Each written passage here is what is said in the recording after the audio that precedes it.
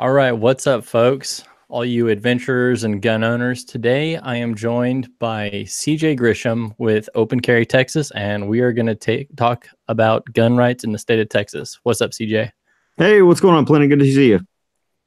So, I was involved with OCT quite a while ago, and OCT was a stand-up organization and a critical point in getting open carry legalized in Texas. And I know a lot of people, since that happened, kind of tuned out, checked out a little bit, but OCT continues to stay in the fight and push for more gun rights for Texans and just gun advocacy and gun rights awareness throughout the United States. Could you summarize just real quick for those who don't know, what is kind of the mission and goal of Open Carry Texas? Yeah, well, first of all, what I want to let people know is that everybody who knows Open Carry Texas should know that when you see that they're seeing you, because you helped us to stand this up. As a matter of fact, you created our logo. So when people look at Open Carry Texas or they wear an Open Carry Texas shirt, that's you that did that. So we appreciate all your help. I know you got busy and couldn't do as much later, but you definitely made us who we were and gave us a good, at least a good kickstart. So thank you for that. We are appreciative of that. Because we had a crappy logo, you have to admit before that. Well, y'all have been doing a hell of a lot since then. So yeah, so we are a state-based grassroots gun rights nonprofit here in Texas. We are dedicated to the preservation of the Second Amendment in all of its forms. And we kind of like to look at ourselves as a civil rights organization with a focus on the right to keep and bear arms. And what we have been fighting for since day one really has been constitutional carry, although we're kind of known for the open carry thing.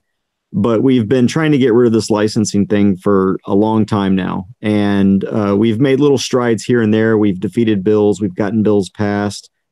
And our strength is in the fact that, we don't have any lobbyists. We don't have any paid members. Our strength is in our membership itself and our ability to move people and get them activated. And so that's really what we do. And where we've come is, I've been able to go around the country and export the Open Carry Texas model to different states who have invited me to come and talk a little bit about how we do activism here in Texas. So Florida, Alabama, Michigan, Arkansas, Oklahoma, just some of the states that I've been invited to talk a little bit about activism and what we need to do to defend rights.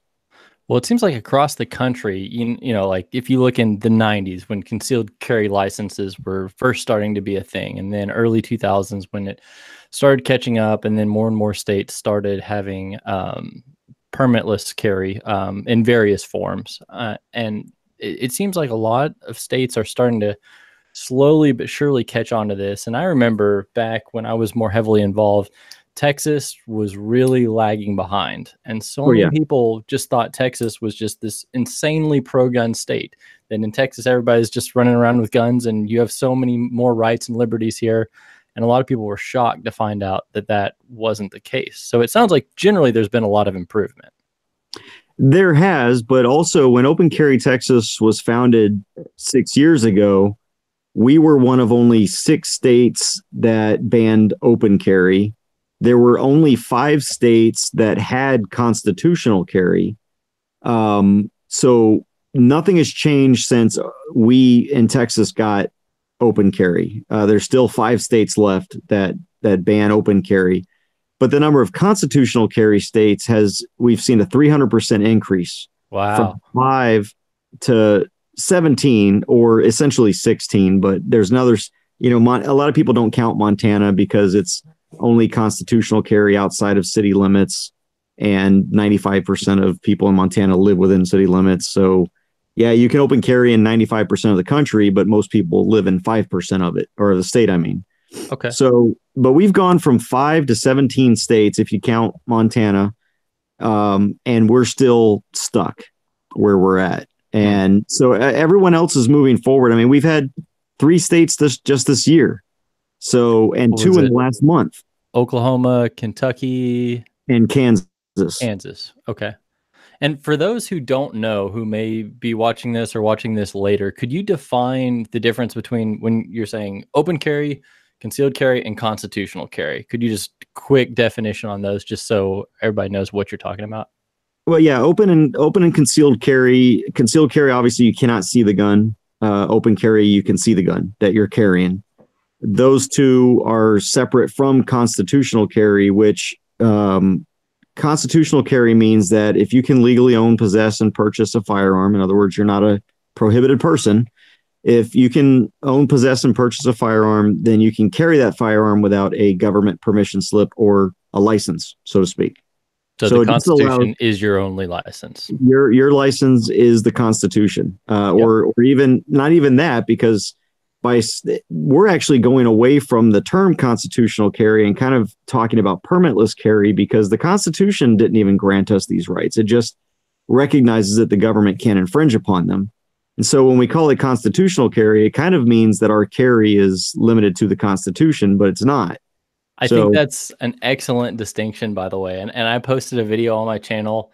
Man, it's so cringy. Just like I didn't know how to talk to the camera. It was several years ago, but it was called the Constitution, or the Second Amendment doesn't give you the right to own a gun. And I talked about how you have that right inherently. As you know, I talked about self-ownership, talked about individual liberty, and at most that just backs up the fact that the government says that they won't talk about it. And I got a lot of hate from gun guys who probably just saw the title and then immediately got mad at me. But I think the fact that you make that distinction, that you're saying permitless carry, that, you know, if you can safely and legally own a gun, you can therefore carry it. Yeah, and what drives me nuts, especially here in Texas, is the fight that we're having over this issue, because what a lot of people don't realize is in Texas, we've had constitutional carry forever. And we've had constitutional carry of handguns for many years as well. And what I mean by that is you do not have to have a license. And we mentioned this earlier, to carry a rifle. I can carry a rifle anywhere. I don't need a license. So I can have this big, gigantic rifle and carry it anywhere. If it's a AR-15, AK-47, you know, a Remington 700, it doesn't matter. But if you want to carry a 380, but if I want to carry the smallest little 380 pistol or even a 22 Derringer, I've got to have a license to do that. Now, with the Motors Protection Act, we've been able to carry in our vehicles without a license for a very long time. So you, as long as it's concealed, you can carry a handgun in your vehicle without a license, and that hasn't been an issue. So we have forms of constitutional carry. We just don't have, you know, this permitless carry that we're talking about. And so when I say constitutional carry, it just means not having a license. I'm even trying to get that word out of my vocabulary. Gotcha. And I remember that was the initial, a couple of years ago, when there was the main original fight for open carry to be legalized in some form for handguns in the state of Texas. One of the initial bills was basically deregulation, allowing permitless open carry. And so that it really didn't affect the concealed carry program at all. That would just kind of exist, but you could carry openly with or without a permit. And I remember there was a lot of fight and controversy about that, even by some major state and national gun groups who opposed that. Yeah, and you know, it's not even, I guess you could say if they opposed it is debatable. So I'm gonna give them the benefit of the doubt and say that there are gun groups out there that don't necessarily oppose it. And I'm gonna talk about the big one, the NRA. The problem is they don't fight for it. Yeah. And that's what drives me nuts, because even this session, you know, their big bill is just these little itty bitty, you know, allow or prevent people from being able to ban guns at apartment complexes where you live, you know, putting up 30-06 or 7 signs.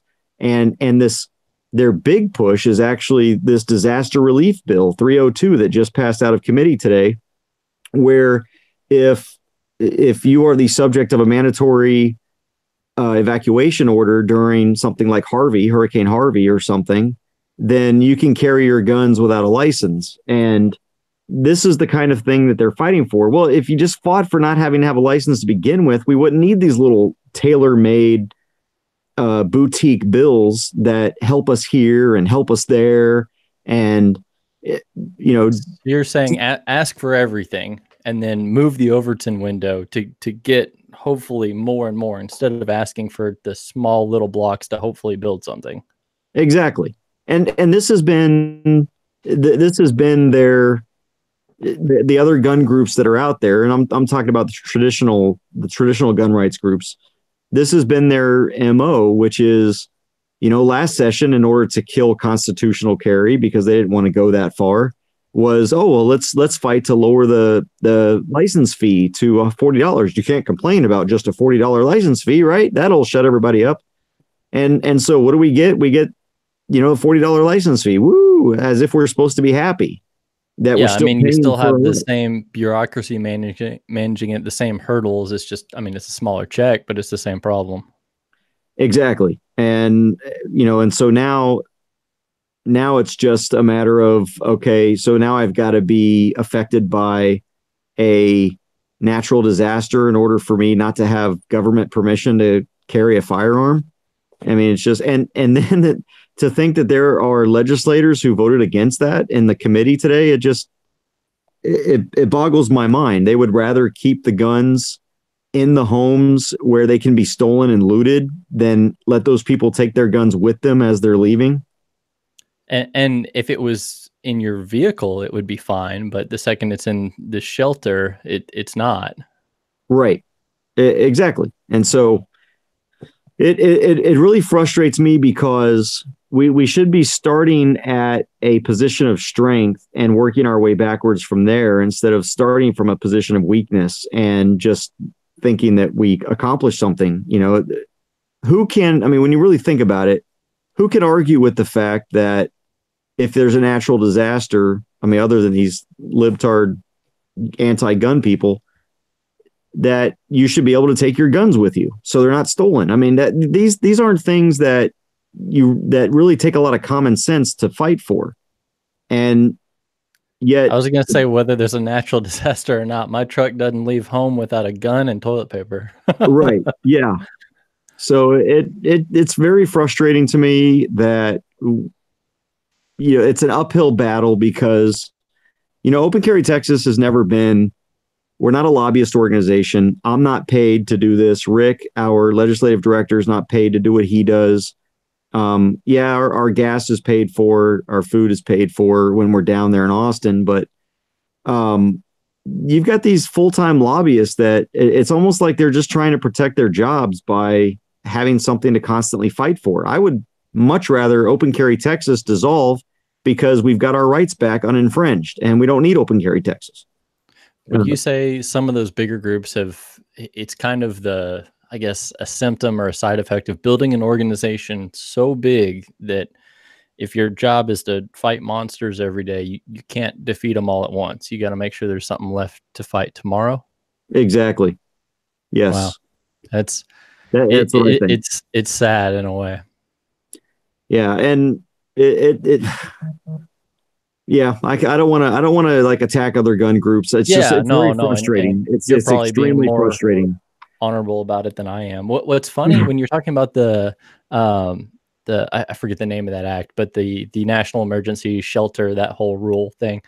So I used to volunteer with the Texas State Guard, and that organization was very confused onto whether it was a Texas clone of the National Guard or whether it was a volunteer, let's go help out, Texans helping Texans, like relief. They didn't really know what they were. And what was really funny is whenever I put on that uniform, I was not allowed to carry a weapon because then it fell under the Texas Code of Uniform Justice. And I actually had more rights and more liberties until I put on that uniform with the state of Texas on it. And then one of the biggest things that we were tasked with helping with is these natural disasters, tornado relief, hurricane relief. And so we did all these like shelter operations drills. And then one of the things that they just casually brought up one day is like, oh yeah, nobody can have guns in here. So if you see that, you got to take them away. Like, yeah, but we don't have guns. Like, first of all, I can't endorse this because I don't personally get to carry a gun when I'm in that uniform. And you're going to say that this taking people who were just regular Texas citizens, you're now empowering them to take guns away from other people. I was strongly against that, and it was one of the reasons that I kind of cut ties with that organization. Yeah. I think a lot of the patriot groups today are suffering an identity crisis. I mean, even the three percenters, I used to be very involved with them, and everyone wants to get into this hierarchy crap of chains of command and what we can and can't do. Look, if you hamstring yourself so much that you're ineffective and you're not able to do anything, then what's even the point? And I think it's the same thing with a lot of gun groups. I mean, I'm glad that we've been working very closely with Gun Owners of America. Mm-hmm. They've been very active. They've been very supportive. Lone Star Gun Rights has also been very active and very supportive. And so at least there are organizations we can go to, and I hope that they can eventually take over the position of prominence that, for example, the NRA has today, because it's not for Gun Owners of America, it's not just a bumper sticker to say stand and fight. Yeah. The NRA has that bumper sticker, but that's all it is. It's just a bumper sticker slogan to them. Yeah. And it just drives me nuts, because there's nothing proactive about constitutional carry that, if we can just get rid of all these infringements up front and get it over with, but yet they don't want to hold anybody accountable. And these Republicans also think that they're going to be in office forever. They don't realize that their days might be numbered. So we might as well get a conservative agenda and a pro-gun agenda as quickly as possible. They just want to kind of piecemeal it and step stool it. And it seems like by doing that, not only do you not enact change as quickly, but it's just hard to get people on a united front and empowered and rallied up. And I know so many people, after Trump was elected and after Republicans took control of so many more things, so many people just relaxed and said, okay, well, we don't have to worry about stuff. But in fact, it's actually gone downhill. Like, I think it's debatable, but you could even say that Trump and Republicans now, more anti-gun stuff has happened now than in Obama's last term. Well, there's a lot of complacency in that. I've noticed a huge amount of complacency since Texas got open carry passed. Everyone thinks, okay, we're good now. Yeah. Society has been successfully engineered to think that it's responsible to have a license, and that this is the only way that you should exercise your right. That's the right thing to do. So we've got to get past that. Yeah. And I was talking to somebody about what was it? One of the license requirements, the training class. So that's still required for new, like if you're renewing, it's not required, but for new applicants to the Texas license program, that's still required, right? Yes.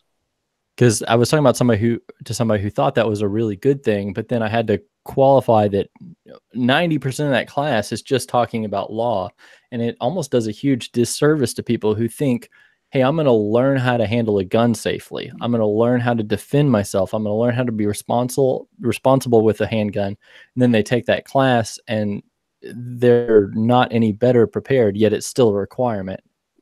And that's the problem with it. Everyone thinks that, we don't just need anybody running around carrying a gun. They should be trained. Well, the training doesn't give you even when it was 8 hours before we got that changed, it didn't teach you how to be a good shot. I mean, the qualification's a joke to begin with.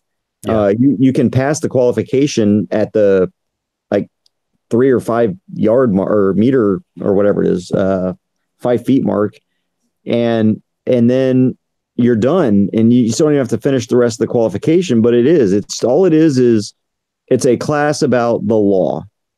I can go and read the law myself. I can go to a place like Open Carry Texas and read the law. Or if I have a question, I can email these gun rights groups about the law. I don't need to sit and pay $60 to $100 to somebody to sit there and lecture me about what I can and can't do. That's something that most gun owners, if you're going to carry a gun, most gun owners, if they carry it on a daily basis outside of the home, they educate themselves on the law, and they educate themselves by going out there and hitting the range, getting self-defense training.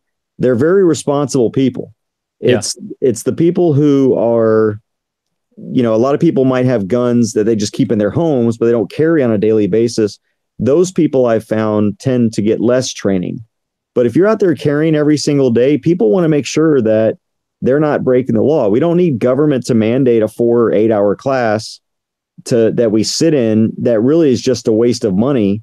And it's a check the block sort of thing, just so that we can get a license to carry. I've gotten much better training and more training just sitting in the range for an hour on my own time.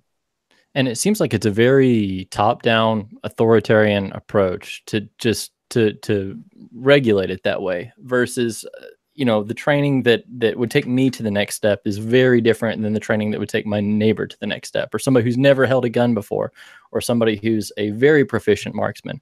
There's always something we can learn, but having that just blanket approach is not very healthy to the educational endeavor. Yeah, exactly. And so instead of mandating this class, hey, if people want your class, they can go out and get it. And I think people do need to get training. If you're going to carry a gun, yes, you need to train on it, but that's not something that I want government mandating for me. That's something that I can do much better without the government telling me to, and having to pay for it. If I'm going to, that $60, and if you're lucky, you might find one for $50, this classes, but generally it's $60 to $100 you're going to pay for this class. I could get some really good self-defense training for $60 instead of having to sit through this crappy license to carry class. I would rather put that money towards a great self-defense or, quick draw class. Yeah, I mean, and hell, even if you look at it as just very basic, a buddy teaching you how to shoot, and then that's 4 boxes of ammo that you get trigger time on, and you're that much more comfortable and confident on, rather than a class that doesn't teach you to put rounds in the right place. So that's where I'm coming from. Yeah. Well, you mentioned that it's this year, there's no kind of big overwhelming goal in terms of like a next step of what OCT is pushing for. You said it's largely a defensive year in terms of fighting against a lot of the anti-gun stuff that's kind of washing in. And you mentioned the shelter operations, keeping your gun with you in that circumstance. What are some of the other either anti-gun bills or bills that are just kind of hidden that people may not realize is an attack on gun rights, but actually is? What are some of the other things you're facing? Well, and I'll tell you, we have 3 priorities this year. We're fighting for constitutional carry. We're fighting for getting rid of gun-free zones. So the school carry, there's a K through 12 bill that we're fighting for, that if you've got a license, you should be able to carry into a K through 12 school and not be a criminal. And then we're on a minor level, our third is to protect gun owners from being unlawfully seized and searched for ID. So those are our 3. Really, we've only got 2 priorities, and that third is sort of a separate goal, but it's not a major aspect. Hang on, I'm going to reposition myself. It looks like it's getting dark. It's not like a major aspect, and so other than that, we're tracking. If you go to our opencarrytexas.org, we've got a bill tracking page where we're tracking about 100 bills right now. Oh, wow. And most of those are actually anti-gun bills. This is indicative of the problem that we have right now. Is for the first time, at least since I've been doing this to this capacity, we've got more anti-gun bills than we've got pro-gun bills. And so we've got a lot of fight and stuff that we've got to pay attention to. And it's not all overt. Today, we heard, I went and testified at House Bill 1844, which, if you don't read through the whole thing, it looks like a commercial driver's license bill where it allows it sort of merges all the licensing schemes in the state so that your driver's license will show your LTC. Your driver's license will show if you've got a security license. Your driver's license will show, and it kind of merges all that, so you don't have to carry around 3, 4, 5 different licenses. It'll all be linked to your driver's license. So it's one unified document that lists all that from everything, whether you're a CDL driver to a regular Yes. driver to an organ donor to a handgun. Okay, got it. And it sounds good, and you're thinking, okay, great. But the problem was it did two things that were not very overt. The first thing is it changed and made Texas a stop and ID state. So it changed government code 411.205. And it's if you don't know these things, you would never know that that's what this bill did. Obviously, this is something that we're very well read on, which is the requirement to ID if you're a gun owner. And so I saw this immediately. I'm like, whoa, whoa, whoa. How did this bill suddenly become a stop and ID bill? And it also, by the way, it's a forced voter registration bill. So anybody that goes and gets a driver's license, you're automatically registered to vote. Well, that's a problem because non-citizens can get licenses. Yeah. So, we were there to testify against that. We did get that provision removed, but those are the kinds of things that we're looking at. There's red flag laws that we have to fight against. There's the universal background check laws. There's a bill that would ban any gun that takes a magazine, any semi-automatic rifle that takes a magazine or handgun, and it identifies that as an assault weapon. So that's literally 99% of semi-automatic rifles. Yeah.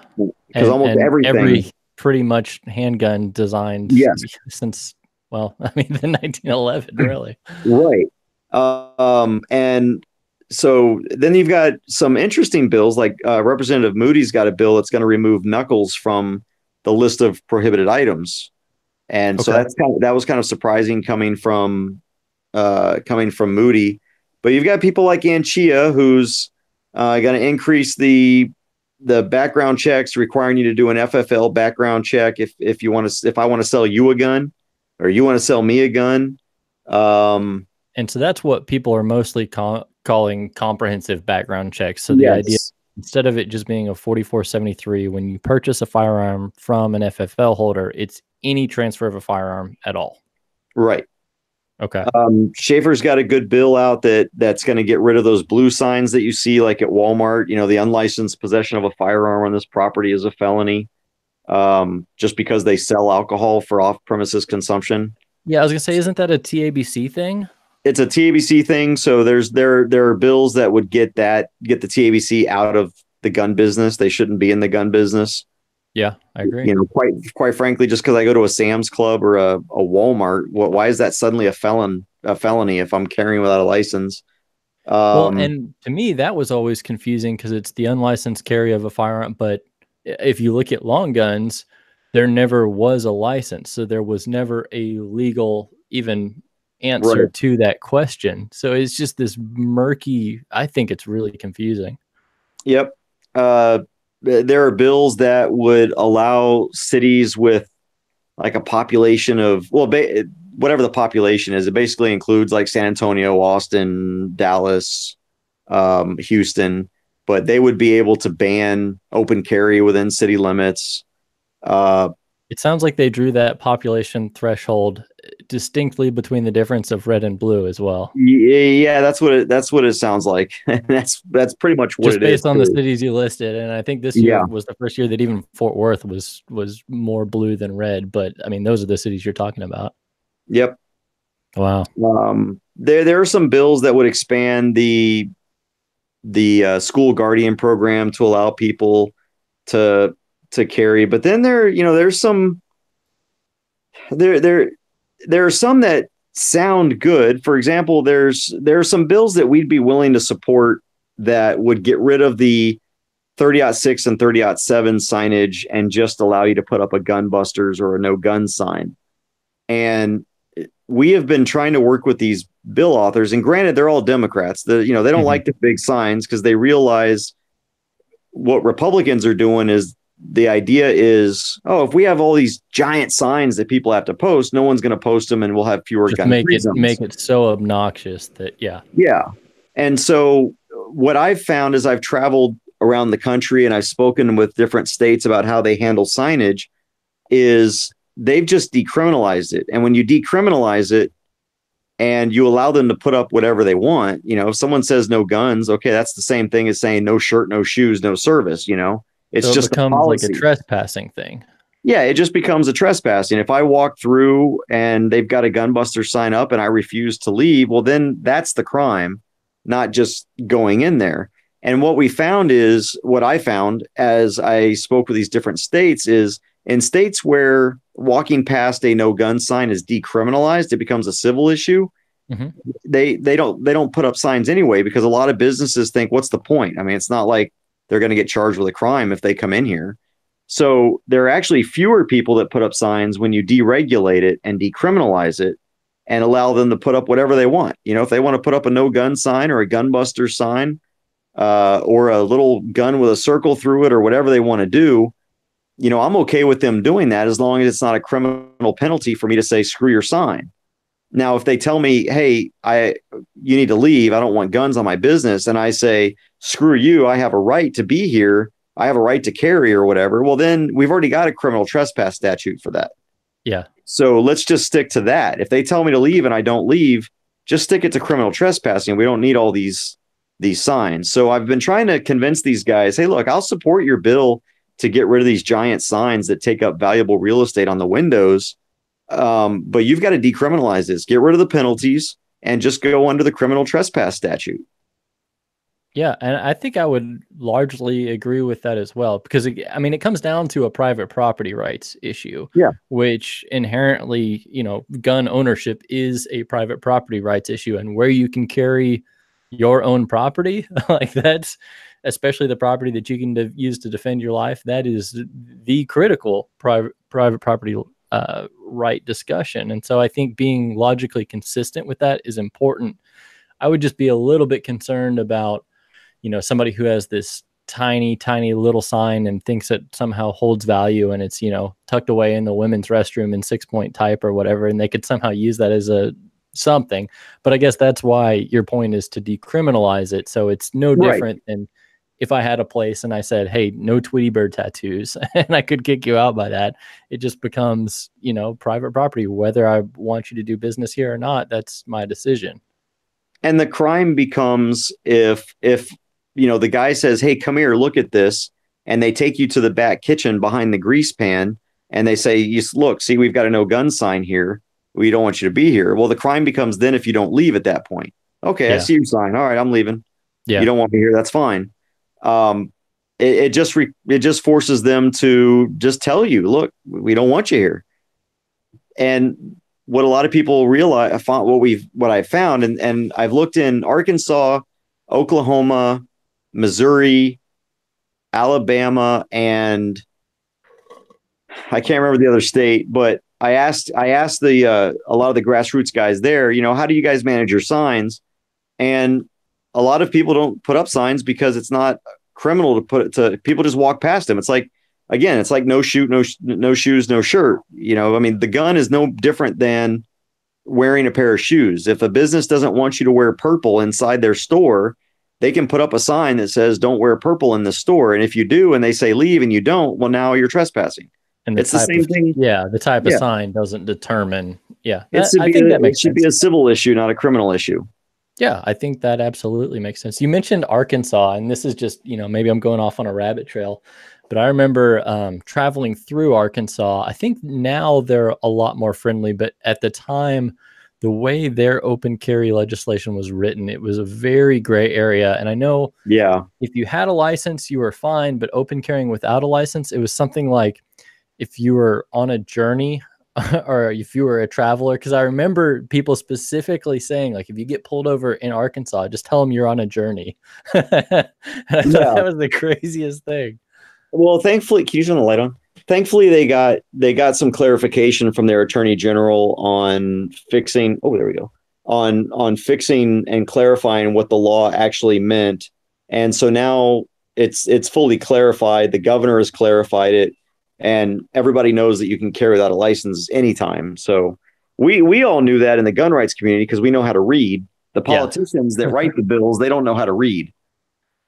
I remember, yeah, it was a couple years ago. I was hiking in Washita National Forest, and I mean, there's black bears up there. So I was carrying my 40 Smith and Wesson with me, and I was like, well, I read that, and I'm pretty sure I can carry with or without a license. But either way, I'm on a journey, and regardless, when it comes down to me versus black bear versus law, Yeah. I know where I stand. So that's good that they've got that sorted out. What else in Texas do you think is either just an interesting law or just things that are these kind of sneaky assaults on gun rights? So there's a neat one that would create a sales tax exemption. So you don't have to pay sales tax if you buy uh, a gun safety device like a safe or locks or something like that. So those are little kinds of things like that. But then you've got You don't the pay sales bill tax on the actual device, like the on the safe? actual device. So if you go to buy a safe, it would be sales tax free Okay. because it's a gun safety device. We've got a lot of bills that create exemptions from the licensing for example, municipal attorneys and assistant municipal attorneys and different government agents. And part of the problem I have with that, first of all, is it gives rights to people based on working for government that the people don't have. But second, like Rogers, Texas, which is right up the road from me, it's a itty bitty town, I think 1,200 people. And they don't have their municipal attorney is basically a contracted attorney. He's just a normal attorney that does contract work for the city whenever they need to. On an as needed basis. Yeah, on an as needed basis. Well, why should that person not have to get a license just because he's the municipal attorney? Yeah. Why should I have to get one? So you've got these that create special classes of citizens. There's some bills that would protect it provides civil immunity to a business that refuses or chooses not to put up a 30-6 or 30-7 sign, and there's an injury as a result of a law-abiding citizen, or someone with a license carrying into the building and maybe hurting somebody. So that business cannot be sued just because they didn't ban the gun. You've got some weird things, like there's a bill by Seliger in the Senate that would limit hunting along streams and rivers in Hall County. So you got these like really specific bills, and we oppose these because why shouldn't I be able to use a bow and arrow to hunt along a river or something? And that's where the hogs go. Yeah, exactly. And that's really interesting too, because in Texas, unless the boundary, like unless it's a pond that's entirely on your property, if it's a river that goes through multiple, that's all public, right? Yeah. Yeah, and it is. So that's bizarre, because I've definitely found hunting spots on like a lake near me in North Texas where there were areas where you could not hunt, but I realized, well, if I'm within 100 yards of the water or whatever the actual limit was, this is now public property. And so it's interesting that there would be something that would directly ban that in certain areas. Yeah. We just got a bill. We just got the license fee reduced from $140 to $40 last session. Representative Ramos has a bill that would increase it up to $100 now from $40. So I don't know why. The bill doesn't say what that extra money is supposed to go to. He just wants to charge more money for the license. Purely just increasing the barrier. Right. Wow. This is a funny bill. So this one, it continues to boggle my mind, and I've been working with the Representative Rosenthal on this, but it's House Bill 1445. So the good thing about this bill, and again, sometimes I see these good bills and then you read them and you're like, what was this thrown in there for? So one of the problems that we've seen, and not very much, but I mean, we've gotten a few phone calls, is, a guy's sitting at Olive Garden or someplace and he's drinking a glass of wine or a beer, but he's open carrying. And a law enforcement officer will come up and say, hey, you can't be drinking while you're carrying. It's, against the law. Well, the law says intoxicated. Yeah, but the law doesn't define intoxicated. So this bill 1445, what it does is it links it defines intoxicated in accordance with what state law is for driving while intoxicated. So the 0.08 or whatever it is.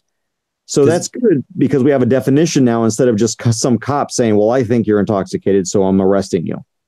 yeah, Because because I've definitely experienced that before. Been in places that were not 51%, but you're in some just Tex-Mex establishment having a margarita after you come in from hunting, and you've still got your pocket pistol with you.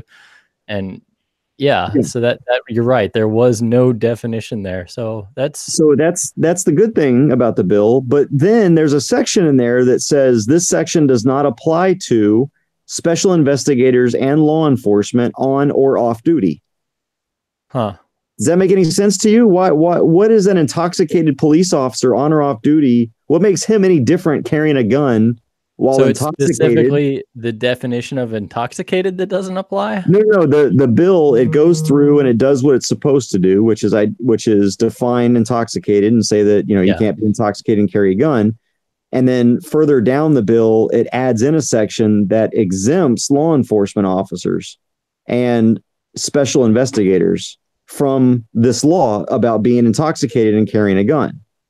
So Huh. first of all, I mean, there's two problems with that. For one, what's an officer on duty being intoxicated for? That should be a problem. And then if he's off duty, what makes him any more capable of carrying a gun while intoxicated than you or me if we're Yeah. intoxicated? I I mean, mean, is there yeah, you're right. There's two problems. And the fact that it creates a whole another special class of protected people yeah, and above the average civilian.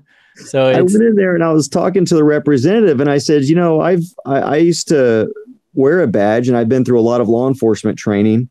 And I said, the last time I checked, the academy doesn't have a class on how to carry a gun while intoxicated. And it doesn't teach you how to be a better intoxicated person than anyone else. You're not like a super soldier because you're a cop and you can handle your liquor better all of a sudden than everybody else. I'm just imagining like that conversation, like, well, you said I can't have a gun in here, but you can. It's okay. I'm a cop. But how's that fair? No, it's okay. I'm a drunk cop. Like, yeah. what the heck? That is bizarre. It's extremely bizarre. And I'm like, who in there? I mean, why did you guys even think about this? And then come to find out, well, another representative asked us if we'd file the bill for them. Like, well, you probably should have read it first. Yeah. I mean, my gosh. So that was probably, I think that one is probably the most bizarre bill out of all of them that are filed. Everything else is kind of predictable. The pro-gun guys file pro-gun bills. The anti-gun guys file anti-gun bills. And then you've got this one that you're like, okay, you're going to have to explain this to me because I don't know what makes a drunk cop any different than a drunk. Yeah, that's super bizarre. Other than that, what's that? Go ahead. I was just gonna say, of the anti stuff that you're seeing, what's the most alarming, or what do you think is either the sneakiest, or what seems to be getting a lot of traction that you realize, hey, this is the big fight this year? There are a lot of anti-gun stuff, but this is the one that's the most dangerous or most critical. What do you think that would be? Well, that's definitely going to be the red flag law. And part of the reason that that's going to be dangerous is because we've got a governor that has, last year, if you remember, he did a special session and put that on the call for special session, which was to look into red flag laws. So that's dangerous. But there's actually a bill by Anchia, and I don't think there's an anti-gun bill that Anchia won't file. Yeah, he's Southside Dallas, right? Yes. Yeah. But he is actually trying to repeal our stand your ground law. And, oh yeah. So he's literally saying that you have to run away. You cannot defend yourself. Wow.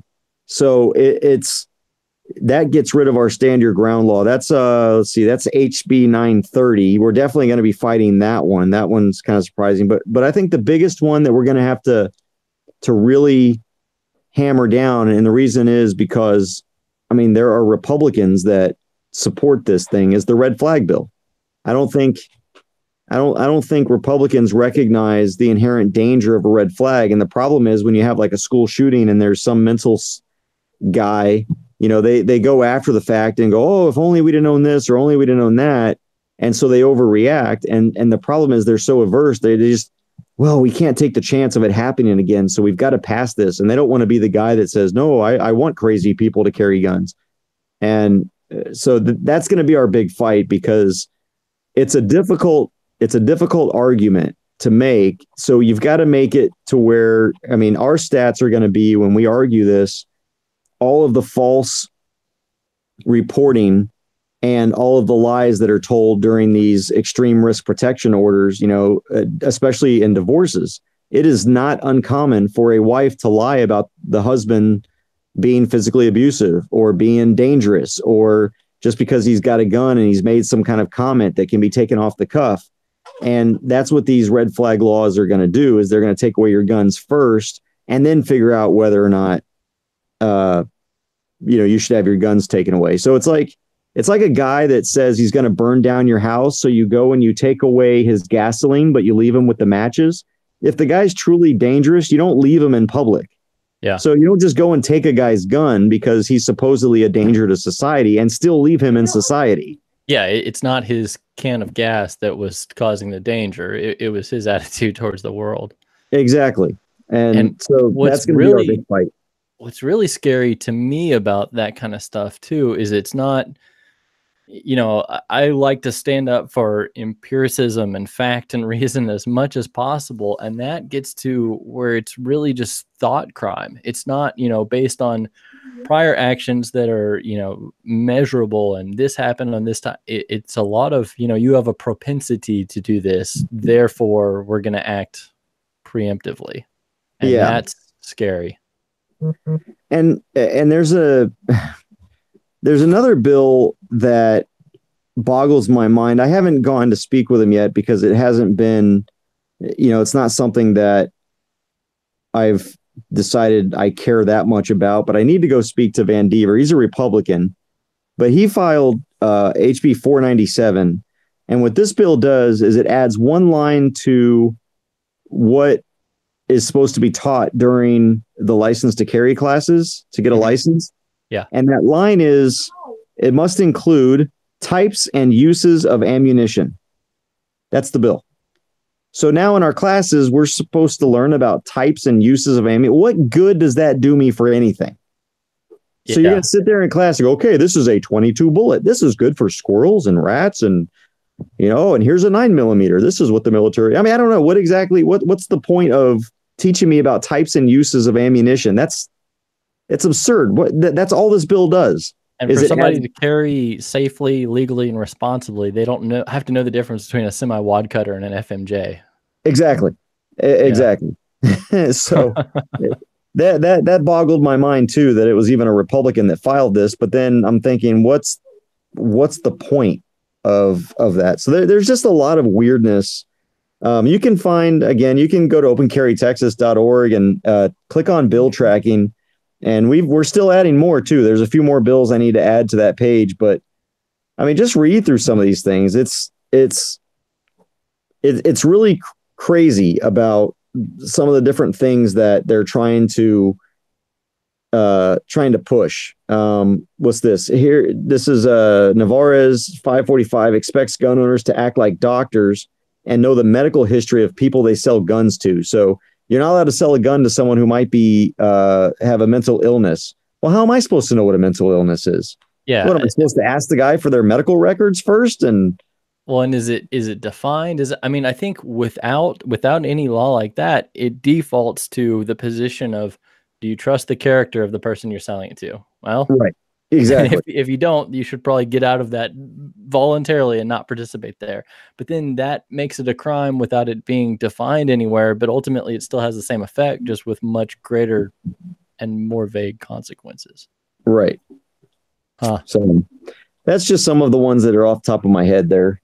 Well, it sounds like there's just a ton of stuff on a little bit on the moving the ball forward pro-gun side of things, but a lot of stuff pushing the other way. And to me, it's kind of intimidating and overwhelming. And I know, a huge solution is just being more educated. And like you said, looking at that bill tracker and learning more about these things.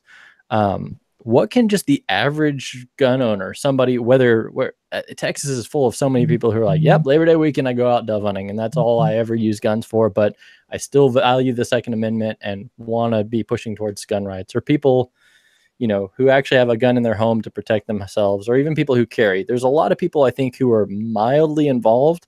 How can those people be more involved, better educated, and actually like cause action and cause change? So there's three things that people can do that really help. And I know that not everyone has money, not everyone has time, and not everyone has ability. But everyone's got something in there. And so the first thing you can do, and I'll tell, this might be somewhat selfish, but go to Open Carry Texas and sign up for our email list so that first of all, you're made aware of these bills, because awareness is key. There are over 1,000 bills filed. Well, I think it's close to 2,000 bills, actually. I think, actually, we're up to 3,105 bills that are filed. And it's not like they file them as this is a gun bill, this is a this bill, because we've got gun bills in the healthcare committees, in the transportation committees, in the criminal jurisprudence committees, in the Homeland Security committees. So it's not even like all the gun bills go to one place. So it's very difficult for the average person to go and know where to look to go find gun bills. So sign up at opencarrytexas.org for our email list. We don't spam people. We don't beg for money all the time.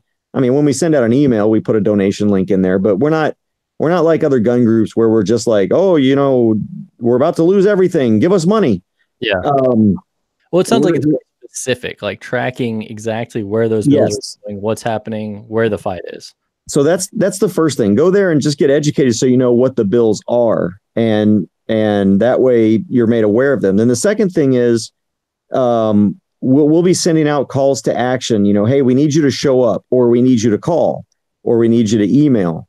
And so really what most people can do that helps is picking up the phone or picking up an email, or even better, going to their representative's office in person, whether it's in Austin, which might be hard for most people, or wherever their closest office is in their district. Show your happy butt up in their office, because when they see a face and a constituent, it goes a lot further than an email or a phone call will. All that stuff is generally just logged, and the representative is, kind of given a roll up, and they might send out some form letters about this or that. But when you actually show up in their office, that shows that legislature that this is an issue that people care about enough. They're going to get off their butts and walk down to your office. And then the third thing is donate money. If you don't have the time, donate money to places like Open Carry Texas, where we are making the effort to go down there. We're testifying at every gun bill we possibly can. It's either me or Rick or both, depending on how important it is. And at least with Open Carry Texas, what I can tell you is, again, there's no overhead because I'm not paid, Rick's not paid, but that does pay for our fuel. He's out of San Antonio, I'm out of Temple. So it's a tank of gas each day, $12 for parking each day, and then, maybe a meal thrown in there. So it gets expensive when you're going down to Austin on a regular basis. So, if you don't have time, then, throw a few dollars at us so that we can fight for you. And then if you're already on the email list, then we'll show you how you can help us with your emails, your phone calls, or showing up at your representative's office. And I think that's all. That all sounds extremely valuable for making progress in a legislative sort of way. But I think a lot of this also starts kind of in the social sphere. And like you said, there are some things that are kind of social stigmas and pressures pushed on gun owners by non-gun owners, or things that we just kind of roll over and accept. What are useful conversations, aside from the typical, like, why I'm pro-gun type of arguments? What are some things that you're seeing being particularly helpful for education and just kind of trying to resurrect liberty in the state of Texas? Well, what we've got to do is we've got to reverse engineer our society into thinking that it's somehow responsible to get a license. my cat. It's somehow Yeah. a responsible You've got thing a cat's ass making a to cameo. yeah. And we've got to get away from this idea that a responsible gun owner is one who goes and gets a license, who goes and gets training. Yes, that's Geez, yes, that's responsible. Maybe I shouldn't sit on the floor. And recognize, get out of the way. That we have an inherent right, and we need to retake that right. Yes, it's a responsible thing for gun owners to do to get training. Every gun owner should go and get themselves trained. But that's not a government responsibility. And what I tell people about this, most people don't go and get trained. Okay, but if the government can dictate that you have to get training, what's to stop the government from dictating what kind of training you have to get? Yeah. And then if they can dictate what kind of training you have to get, what's to stop them from dictating that you have to have a lot of it? Just like in Illinois, you have to do like, I want to say it's like 20, there's 16 hours or something of. And then they have the firearm owner's ID card and all. Yes, like it just opens the door to all kinds of craziness.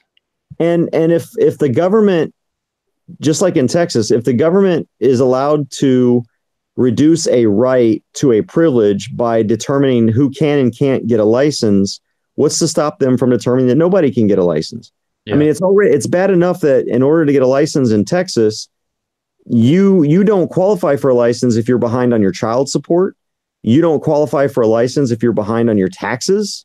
You don't qualify for a license for 5 years if you've been convicted of any Class B misdemeanor. That can include littering, excessive speed at a certain speed. I remember you brought this up several years ago, and then you started talking about the type of things that were Class B misdemeanors. And it was things like, what is it? Selling honey with a bee on the bottle if it's not 100% honey.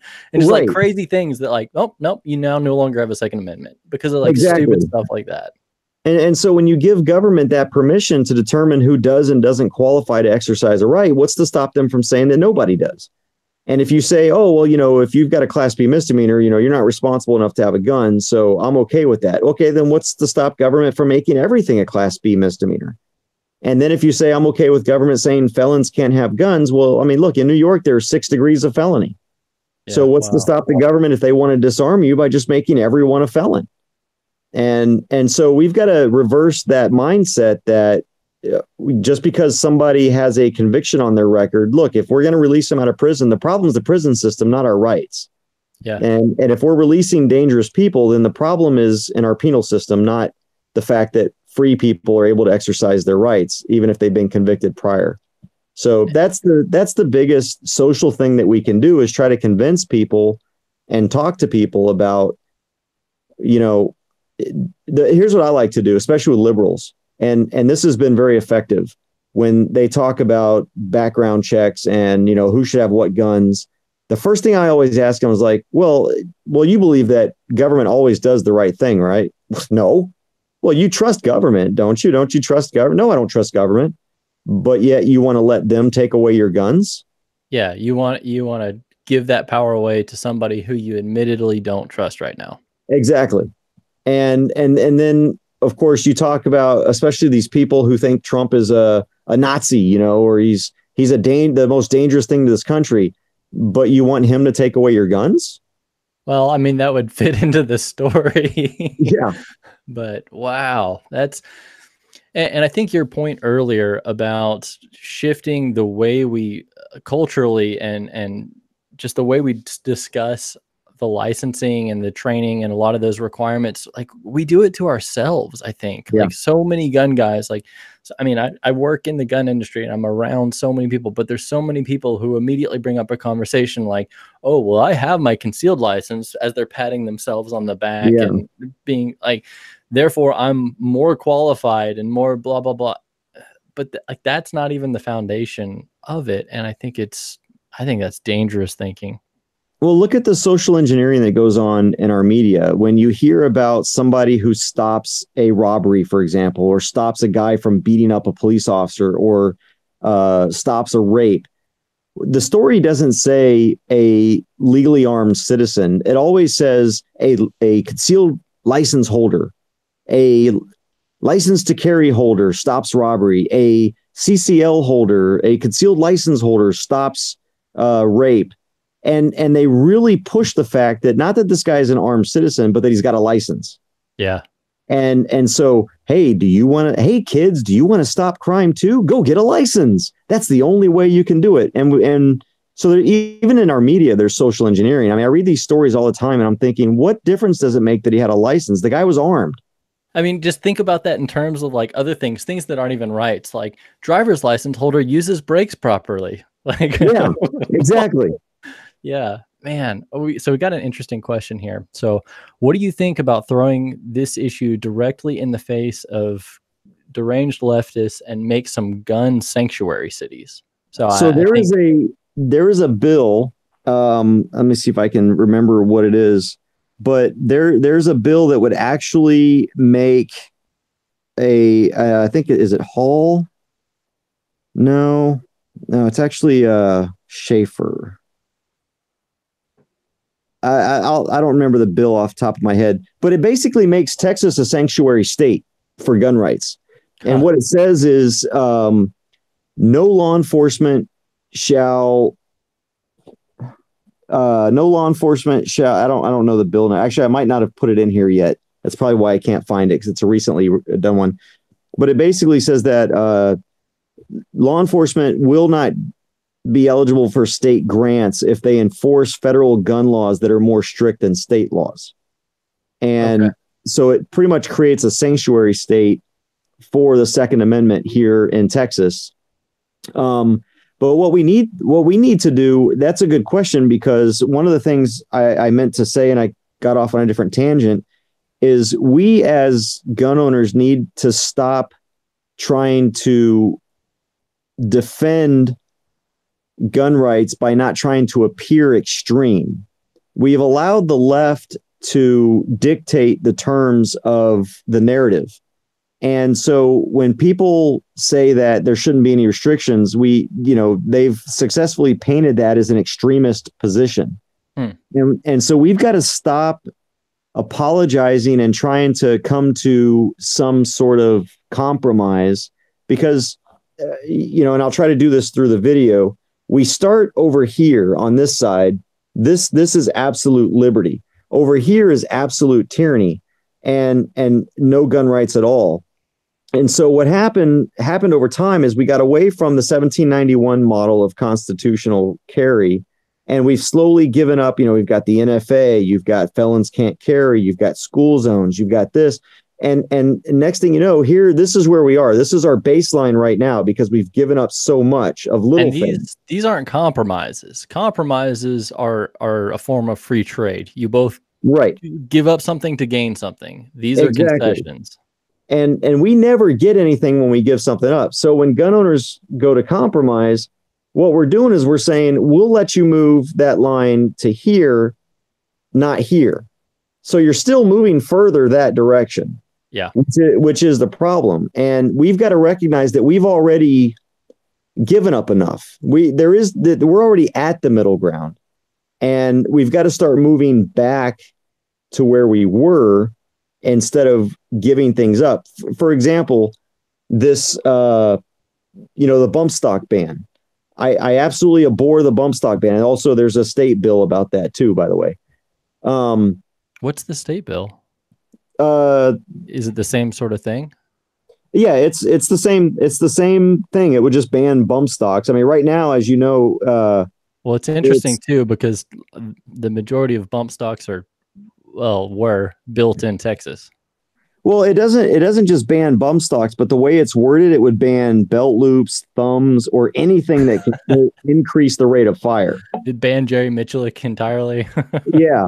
It's House Bill 349 is that bill. But I oppose bump stock bans, but when Trump put into effect this ATF bump stock rule, what did we get for it? What was the compromise? Did we get national reciprocity? No. Did we get anything? Have we ever when we got the NFA, did we get anything?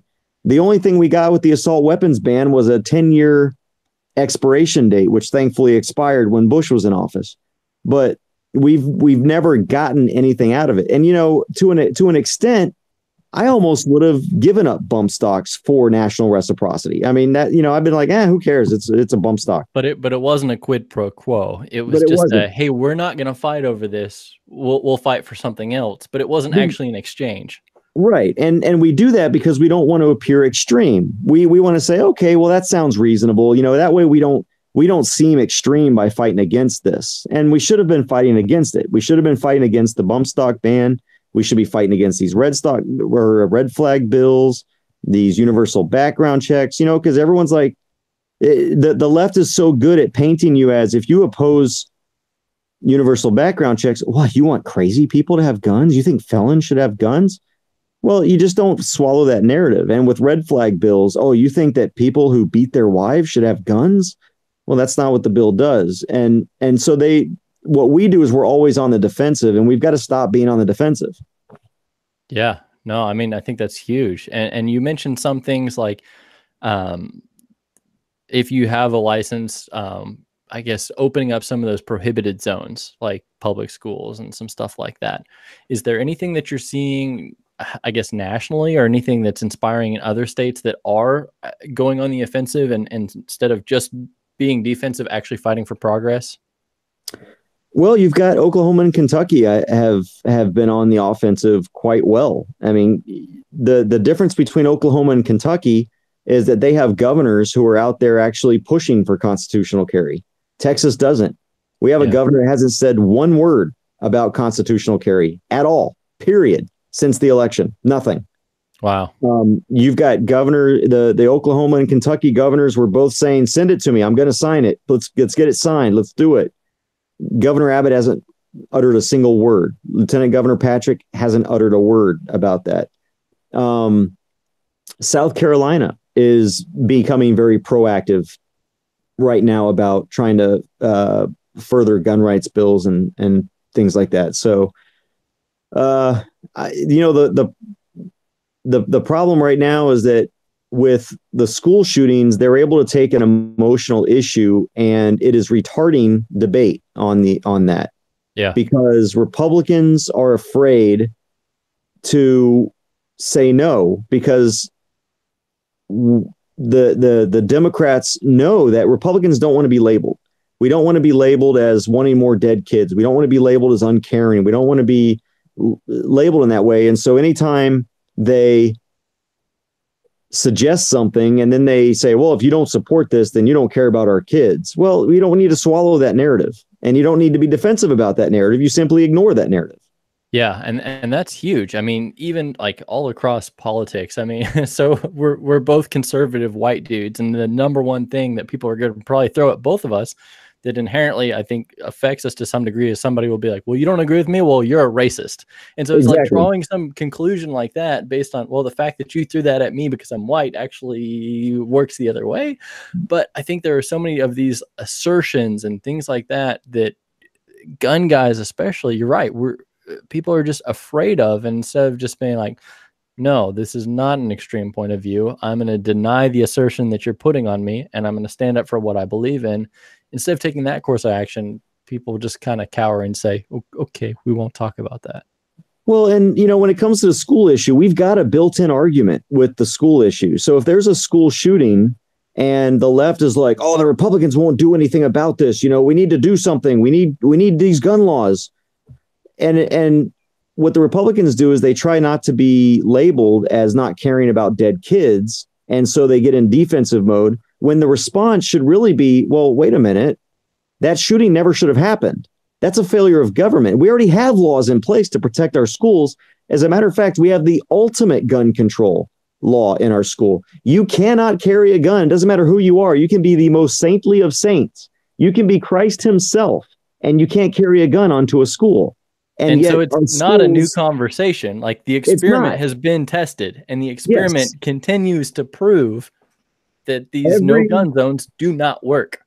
Every single issue that we've had, whether it's a school shooting, a nightclub shooting, has been a failure of government to do background checks, a failure of government to enforce mental illness laws, a failure of government to protect students in schools and keep guns out of schools.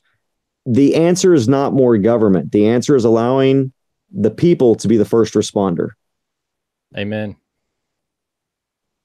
Yeah, And that's absolutely. the argument we need to have. We need to stop trying to be defensive about, no, I care about kids and, this, that, and the other. Instead of saying, you know what? No, we don't need more government because government is failing. It's government that failed us to begin with. So So let's let the people take it. So it's changed the conversation. It's don't take Yeah. the bait. Like they're gonna throw out this bait because that's what the hook is connected to, and it's the fight they wanna win, and it's playing the game they want you to play instead of standing up for arguments that are stronger than that bait and that game and that issue. Right. Yeah, we've just got to stop being on the defensive. We as gun owners need to stop pretending that we have to respond to accusations from the left. We need to throw those accusations back at them. We need to really master the Socratic method when we're dealing with these people. Yeah, I think that's very valuable. And there are so many, like, it does irritate me a little bit, the number of gun guys who start just internalizing stuff and getting offended. And we see it so much on the left and make fun of it on the left, but it happens so much when guys are like, oh, I don't know how to argue that, so I'm just going to be mad. Yeah. And I think being able to communicate and talk about these things, and even just like, if you don't know how to, like, talk to somebody who does, I think that's really valuable.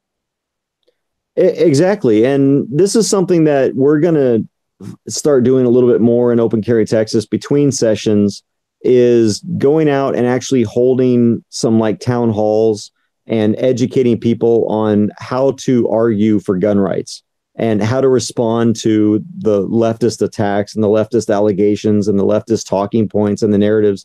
And really the way there's a great book I recommend people read. It's really thin. It's called Confrontational Politics by H.L. Richardson, I think. Huh. He's a Republican out of California. He's no longer in office, but it's called Confrontational Politics, and that is how you argue. That the idea is not to be on the defensive, but actually taking a stand and flipping the script, so to speak. Build your own argument and stand up for it. Yeah. Yep. Well, I think that I think there's so many people who, when they hear about some anti-gun bill coming forward, or they hear some stance on the news or just in pop culture, there are so many people who it just like hits them in the core and they realize that's not right. I don't believe in that. I don't agree with that, but I don't know how to voice my opinion. And specifically in gun rights, there are a lot of people who are like, yeah, I don't know how to talk about that. I don't know how to reject that assertion. So I think for Open Carry Texas, especially since y'all do such a good job of being a ground up grassroots organization that's all about empowering the individual, I think a program like that, I mean, that sounds awesome. Yeah, and I think it's needed. As I've gone around and talked to some Tea parties, I've recognized, we really need to expand this. Instead of me just talking when I'm invited, actually going and talking to communities, even in extremely anti-gun communities, because there is no better way to spread your word and your message than actually going someplace that's hostile to your presence. And truly like testing the idea instead of just being surrounded by pseudo allies who aren't going to question you. Yeah. When you speak to the choir, you don't learn anything. So when you go to places that are hostile and, you've got that open mic and they come to you with all of these arguments and you can hear the rebuttals to those arguments, not only do you learn how to make them, but you become more comfortable and confident in those arguments. Yeah, absolutely. We just got another comment that says the left is not anti-gun. They just want the government to be the only ones with guns. And I think that's absolutely true. And in fact, true. Nobody's anti-gun because all gun control is always enforced at the power of a gun. Yes. And you want to really piss off a liberal, explain that to them. Oh, who's going to come get my guns if I don't give them up? See, this is where I talk about the Socratic method. I believe in banning assault weapons. Why? Well, because guns are bad. Okay, well, how are you going to get my assault weapons? Because I'm not going to give them to you. So if I refuse to comply with your law, how are you going to get my guns? Well, we'll just have to come take them. Well, who's going to take them? Well, the police will. And again, this is putting them on the defensive. Do they have guns? Well, the police are going to take them. Well, how are they going to take them? If I've got guns and they're going to come and try and take my guns. How are they going to do that? Well, I guess with guns. So you're going to send violence to take something from me that has the potential of violence. So you're going to actually create violence in order to avoid what you think is a potential for violence. So you're going to assure that we have violence as opposed to just recognizing that I'm a law-abiding citizen. Is that what you're telling me? And when you start going down that line, then I say, okay, so once they've taken those guns, well, then what do you do when you've got government that's got all the guns? And I imagine you support the wars in Yemen and Iraq and Afghanistan and Somalia, and I'm sure you want us to go into Venezuela. Well, no. Well, why not? I mean, the government's the only thing left with guns. What are they going to do with all of them? And I'm sure you would love to be in a position where you had no recourse at all, and somebody held ultimate power, and you had no power to question it. Yeah. So it's again, that's that Socratic method. You just gotta you've got to question back to them, make them see through the logic of their own arguments, and you'll find one of two things. Some of them, a small number, will be like, "Oh, well, I guess you got a good point there," and a lot of them will go, "Well, I don't care," because they truly do want government to be the only one that has guns. Yeah, yeah. Well, and it's revealing too, and I think it can help you weed out, this is somebody that I'm going to continue to have these conversations with, or somebody who's in some ways an enemy, an opponent. There's a guy I follow a lot on YouTube named Stefan Molyneux, and he talks about, you probably are familiar with him, but he talks about the against me argument, that when you're having this, ultimately, when you get down to those facts and you're saying, well, if you support this, you are ultimately asking for somebody to come point a gun in my face and take me away and lock me in a cage. Yeah. We're having a civil conversation right now. Do you truly believe that? And it makes people actually own their words and say, wow, that's true. That does have real world consequences, and I'm forcing things that are unnecessary. Right. Exactly. So you're taking a guy who, like me, who is not a threat to anyone, will never use my guns offensively or to commit a crime. And now you're going to, so there's never going to be gun violence from this guy except in self-defense. But now you're going to literally create violence, because I'm telling you right now, the minute you send someone in to take my guns, there will be gun violence. Yeah. But it's gun violence that would not have existed had you not passed a law that requires them to come and get my guns. So, well, you're just going to end up dead. Well, I'd rather die on my feet than live on my knees. Yeah, but even in that situation, you're looking at eventuality, but the people who are initiating that, a situation that could possibly end up with someone being dead, are the people who are saying we're doing it in the name of reducing gun violence. And that's exactly a depressing irony. It is. It is, because now what they're saying is, I support gun violence as long as it's the government that's initiating it. Yeah, and that's sad, and it riles me up. It makes me angry. But man, you do a good job of bringing a reasonable and rational conversation to these things that I know you just hear these and you just probably get furious sometimes. But just being able to say. Just being able to say, no, okay, look at what's in front of you. Okay, let's analyze that. That's so important. Yeah. I used to actually be very emotional about all of this. And now I'm much more calm. And like I said, I learned, I took some political science classes when I was taking college. I just graduated last year, so it's all fresh in my mind. And man, I'll tell you what, reading Socrates and how he went about philosophy it just blew my mind. And I'm thinking, man, this guy, that's how you do it. That's how you get to the core. And sometimes that Socratic method gets me to my core. And I'm like, that doesn't make any sense. Why do I think that? I mean, like the death penalty. I used to be very pro death penalty. I'm not really pro death penalty anymore. And it's because I've had these arguments with myself and forced myself down the Socratic method of questioning, well, why do I believe that? And okay, well, what about this? What about that? So that's anyway, that's what kind of opened my mind up to all this. And I no longer get emotional anymore about these debates. I try to be more cerebral and get people to think. And sometimes I like when they get me to think. Yeah. Well, I think that's what the gun culture and people who value civil liberties and liberty in general, that's what we need more of. So that's Yeah, appreciated. absolutely. Well, we've gone on for quite a while, and Oh, man, yeah. you've enlightened me about tons of stuff, and I think there's lots of things in terms of call to action. Talk to your politicians, talk to your representatives, sign up for the newsletter, just so you're making sure that you're staying in touch. If you can, donate to help Open Carry Texas with some of these expensive, and mostly just bring up these conversations in reasonable, logical ways that try to make progress. Is there anything else that you want to leave folks with? No, I will tell you that I spoke with the chairman today. We are going to get a hearing on constitutional carry the week of the 25th. So, Mark, and most likely it'll be the 26th or 27th. So it's either going to be that Tuesday or that Wednesday, because that's generally when those kinds of bills are heard. So if you're able to get to Austin on the 26th or 27th, please do. Even if you can't stay, because it's going to be a long day. I'm going to tell you that right now. Yeah. That day will be a long day. It's either going to be the first bill and it's going to take all day to get through, or they're going to try and get through all the other bills first because of how popular this one's going to be, and you're going to be there late. So really, if at the very least you can do is show up and register, even if you can't testify, just show up, register. If you can only stay for an hour, you stay for an hour. If if you don't get heard, so be it. But start marking off tentatively the 26th or 27th. And if you're on our email list, you'll know specifically as soon as we know the actual date. But it's going to be that week of the 25th is what I've been told.